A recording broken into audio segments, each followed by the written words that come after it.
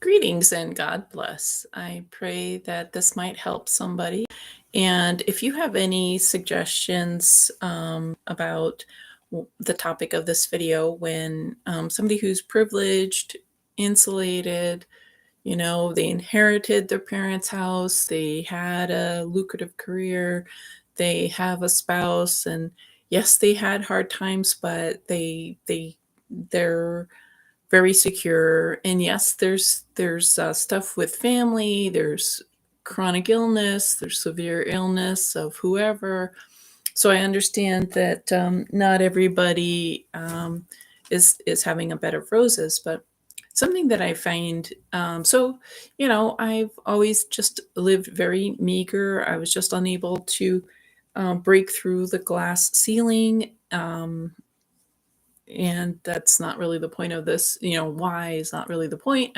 I tried. I didn't have a master's, and there was just this. People like what I notice is folks don't necessarily want talent or capability or trustworthiness. They want somebody who reinforces their worldview, and I didn't do that. I don't really know how to reinforce everybody's worldview, and I wasn't good at nepotism and favoritism. I just didn't have that. And so um, so something that I noticed recently. So I've lived in more kind of rural locations, trying to avoid like world catastrophes. And so there's places where it's hard to get around if you don't know how to drive. And so when I was living in Montana, I met people or I encountered people that just thought, oh, you just want to walk everywhere. You just are enjoying this bike ride. And I do enjoy my walks. I do enjoy my bike ride, but it wasn't like I was doing it because I have extra energy. It was just a survival thing. And it's what I grew up with in New York City and in San Francisco. People walk, people wear coats, they have boots. Unlike places in the inland America, Central Plains area-ish, people, they don't own cars. I mean, they don't own coats and boots and hats and scarves, and they don't have their kids wear those things. That's what poor people wear. Privileged Americans have a car, and that's their coat. And of course, I'm painting in broad strokes, and this is definitely a trend. When I was living in San Francisco in the 90s, we would see all these people, in September, arrive with their shorts and t-shirts, and it's cold in the Bay Area, kind of year round. We have like brief spells of warm spring-like weather, or we had when I was living there. And now I realize that's because people from other places, they just expect to be in a car indoors all the time, unless somebody's going camping. Then if somebody's camping, they have some common sense. They have a coat. But if you're in a city or whatever, people do not expect people to be wearing coats, and only people who wear coats are people who are too poor to afford a car. And this is just my observation. So when I was living in Montana, I made some friends, and there's not a lot of affordable housing there, and it's a strange thing, because people have, when you're in the same location as your parents, your grandparents, and maybe even your great grandparents, there's a lot of privilege, there's a lot of financial security, just vast networks, things that you can really rely upon. And I'm not saying that everybody does, or that everybody, has these things or uses the networks that they have. And not everybody has them too, because there's definitely a pecking order. It's provincial, it's classist, it's um, appearanceist. If you're not a go-getter, if you're not gorgeous, if you're not really assertive, if you're not just all about yourself and really aggressive, you don't necessarily get by either. And I suspect this is probably a phenomenon on nationwide. So I was having a conversation recently, and I'll just add, so when the nation started to become divided, somebody whose economics was much higher, they're building a new house, they sold their old house, they had enough money to design and build a house, and they were trying to tell me how perhaps I needed to uh, open up to my cultural limitations. And I found that very interesting and kind of offensive, because when you're poor, like when you're in like well below the poverty level, you're pretty open to stuff, stuff that privileged, insulated, um, wealthier people are ignorant of. They lack any conception of what it is to be poor, like well below the poverty level. And when you're in this category, there's this pecking order, and people, they take a first impression on you, and they're going to treat you with dignity, or are they going to put you down and kind of get a piece of you. And there's some people who they just get off on degrading people, or they're just not comfortable with anything that's different than their privileged, insulated, provincial um, expectations. So I'm here, and I was having a conversation about, in my area, there's like, it's not made for somebody who doesn't have a car, who doesn't have a lot of disposable income.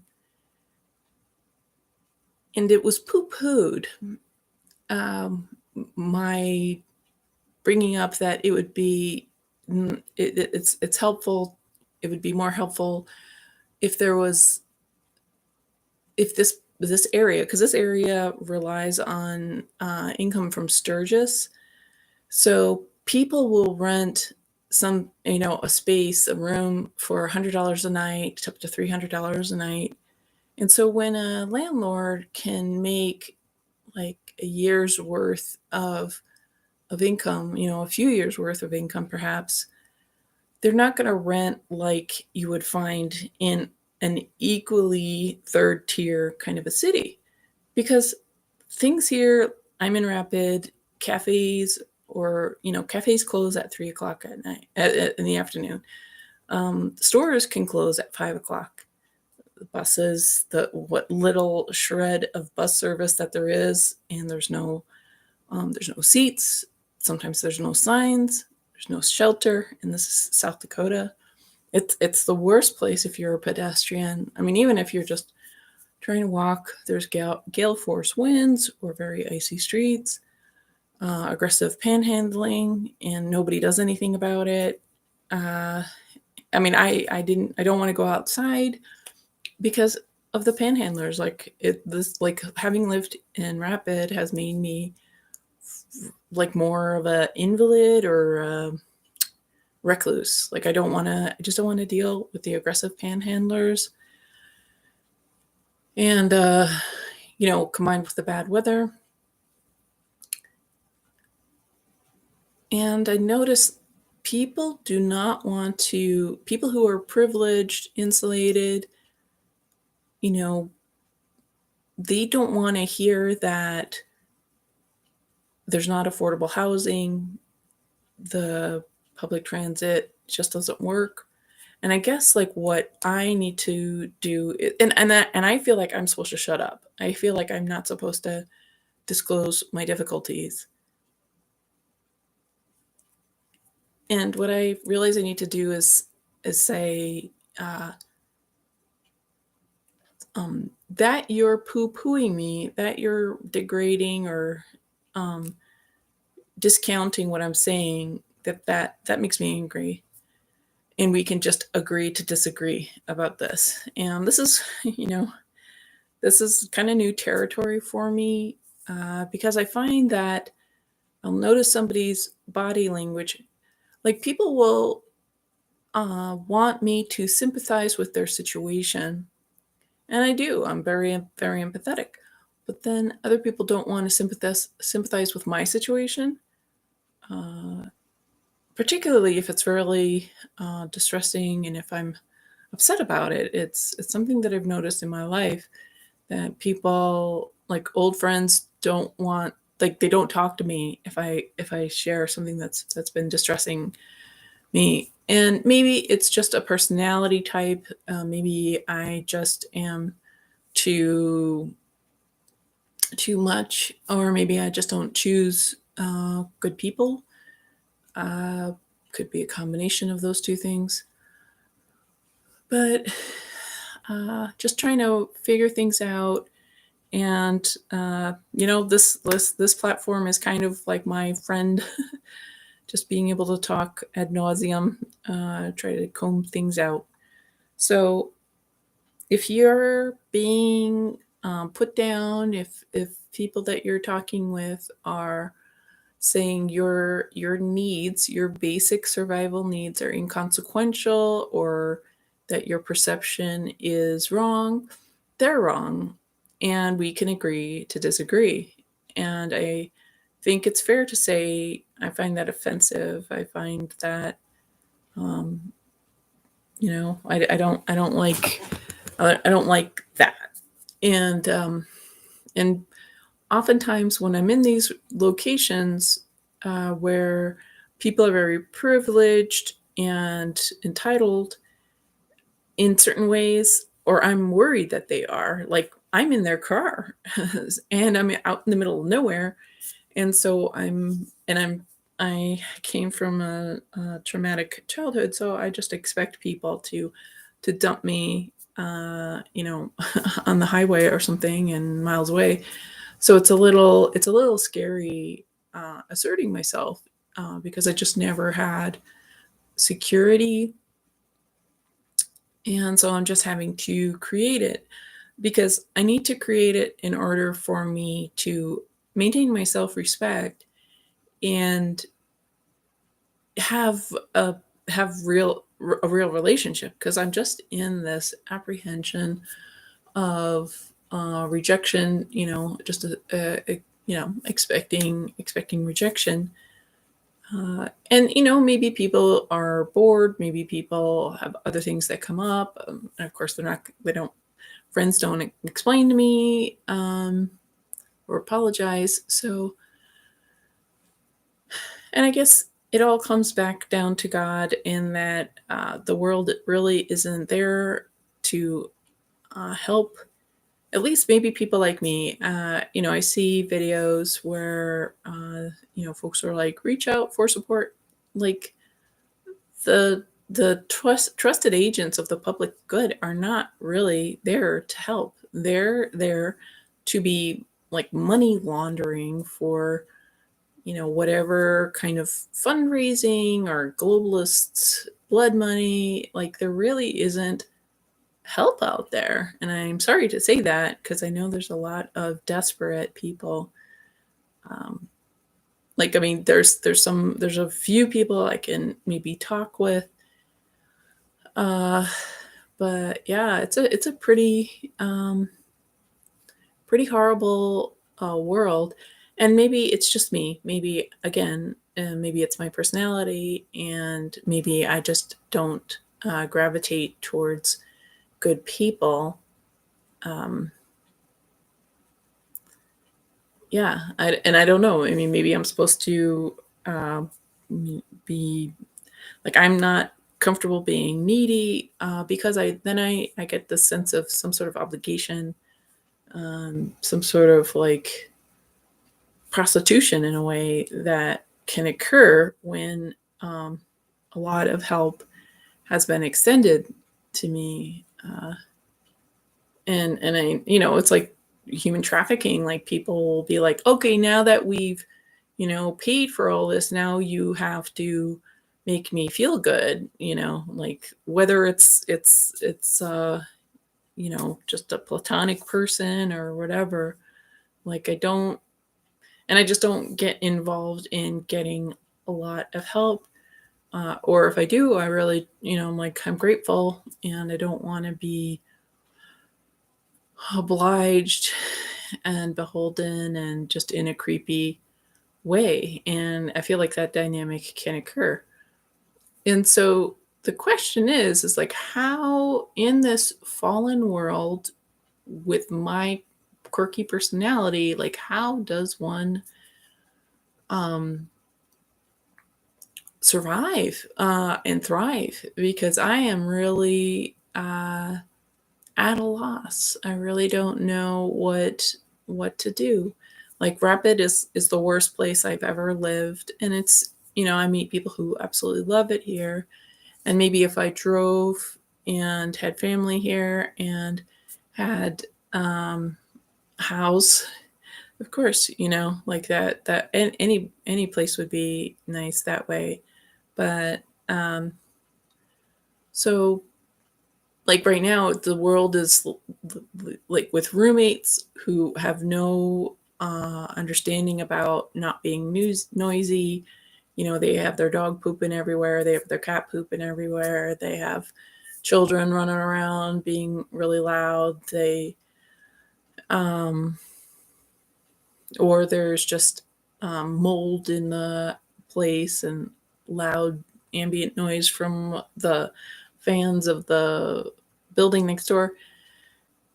And that is just how affordable places. And I'm not talking about like state-run federal housing kind of thing. I'm just talking about like there's not a whole lot of apartments that are habitable, but they're at their max of what I can pay, um, and they're just habitable enough. And but generally, the the places that I can afford are slums and death traps, actually. And and I know I'm not the only one. I When I was living in Missoula, there was a less than 1% vacancy rate,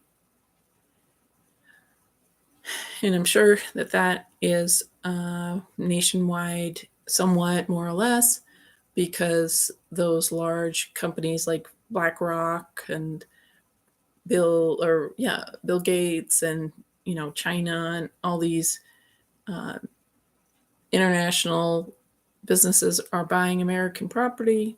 They're not renting them out necessarily, and so there's no place for those of us with limited income to live.